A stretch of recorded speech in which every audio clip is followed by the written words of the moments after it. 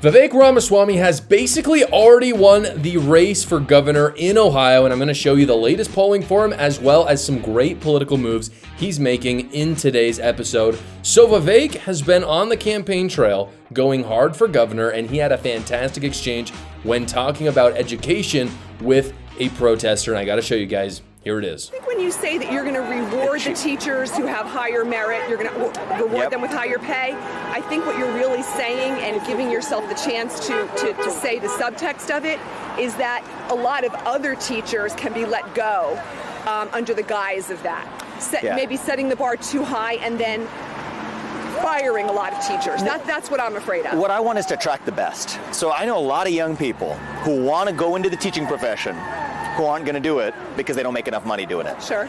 I think we could make our state a magnet for the best educators across the country, but I do think there has to be some performance-based element to it. It's not all teaching to the test. I think teachers know, for example, in the school, who's carrying their weight and who's not. So one of the things you could have is peer assessments in the school. You could have parental assessments. Often parents know whether their kids are thriving in the classroom or not. So I'm open-minded to how we do it. But the status quo isn't working.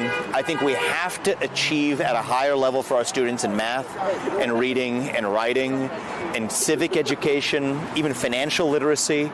So here's the fundamental difference between Vivek Ramaswamy and this protester. Vivek's number one concern is students. And this person on the left, their number one concern is teachers. It's that simple. And if you look at the left versus the right, that is really where most of the argument breaks down. When you really break down both those arguments, you realize how absurd the left's argument is, because education basically only exists for students. I mean, that's the whole purpose behind the education. I mean, if it existed just for teachers, what would it be there for? And so again, I'm not saying that we should treat teachers poorly, but it does mean that the top priority when we're making any decision that has to do with education, especially on the state level, it should come down to the actual education that the students are receiving, not somehow the benefits that the teachers are getting. Again, I'm not saying teachers should be mistreated. I'm just saying all priorities should funnel, as Vivek is saying, to the students. And you can see this lady low-key kind of understands that like halfway through the conversation. Because again, like I said,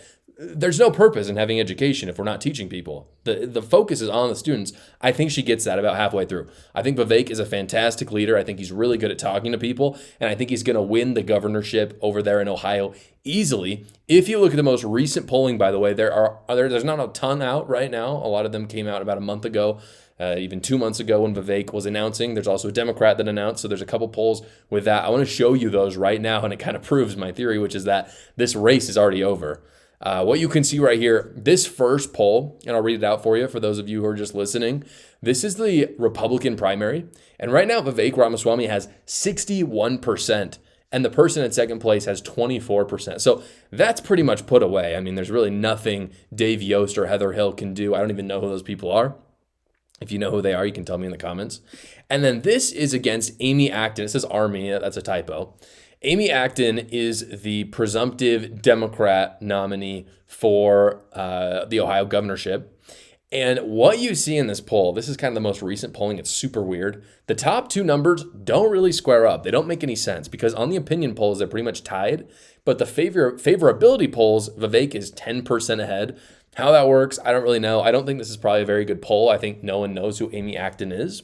So I think that's why. But the bottom part of this is what I think is really, really interesting. The Google Trends, and I think this is just in the state of Ohio, by the way, show that 94% more people are they're searching Vivek Ramaswamy than Amy Acton. So even the people who don't know Vivek all that well, or maybe they did know him and they're just wanting to see a little bit more about him, they're looking for him way more. And in terms of politics, any PR is good PR. If people are looking up your name, that's a good thing. No one knows who Amy is and they're not even looking her up. At this point, he has gotten, by the way, so aside from the polling is good.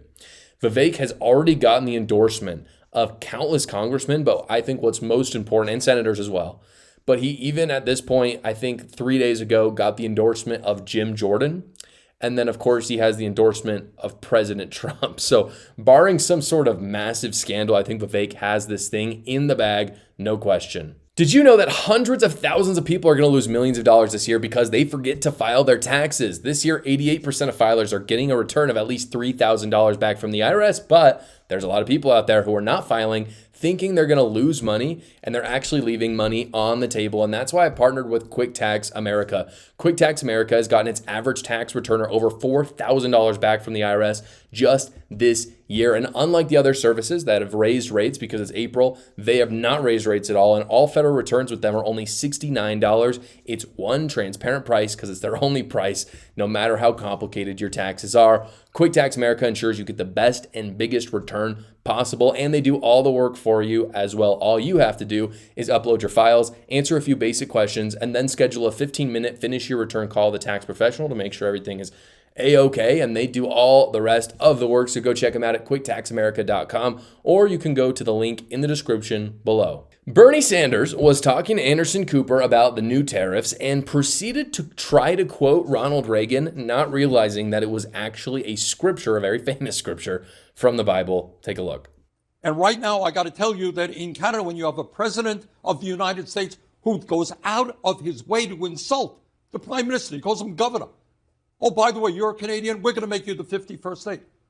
Canadians, who I love, they're great people. They're not coming into Vermont anymore. They're not coming into America. They're boycotting American goods, similar to our friends in Mexico and all over the world. These are allies. We fought World War II. We defeated Nazism, fighting with our friends in UK and France throughout Europe.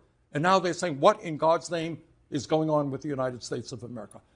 So the idea that this nation, which all of us want to see as what did Ronald Reagan call it? The city on the mountain.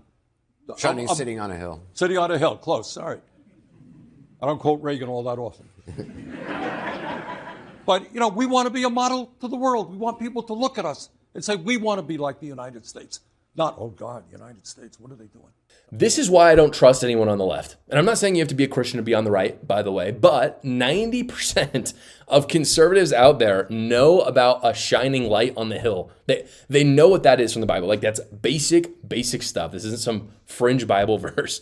And neither Anderson Cooper or Bernie Sanders have any idea that that isn't Ronald Reagan's line. That's a very commonly said line from the Bible. Now, other than that, I actually have a pretty big problem. I want to get into kind of the problem of him quoting this.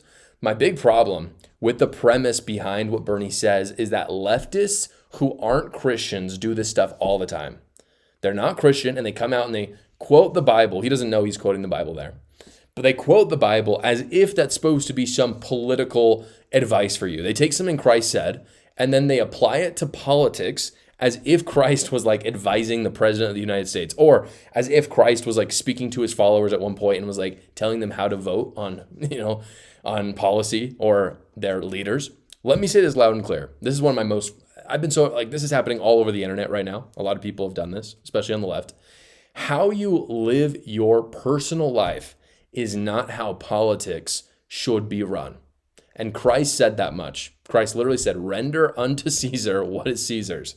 So you get leftists all the time saying stuff like this. They'll say, oh, you're not very Christ-like because you won't pay more taxes for social welfare. Didn't Christ, say to be more charitable? Didn't he say to give to the poor? And my problem with this is that Christ never once said that the government should force people to pay into government programs that don't work very well. But the left acts as if, and again, they don't even believe in the Bible in the first place, so why they would use that as a place of authority makes no sense to me other than to just club Christians over the head. But what leftists end up doing is they cheapen Christianity, and we let them do that, and we should not.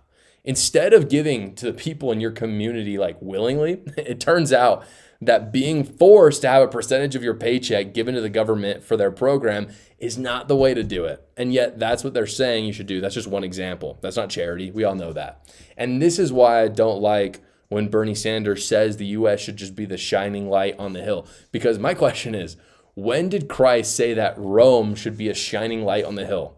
He never said that. At no point did he look at his disciples and say, oh yeah, this country should be a shining light on the hill. No, he said, we should be the shining light on the hill as individuals. That's a big difference. If you guys enjoy reading, but you don't know what to read right now, I want to announce that my book, A New Cult, is on Amazon right now. And I talk about how the left has literally devolved into a cult, talk about some crazy stories that I'll know you'll enjoy reading. So go check it out right now. The link is in the description below. Thank you so much for watching, guys. If you haven't already, go down below, like the video, subscribe to my channel, and watch another video.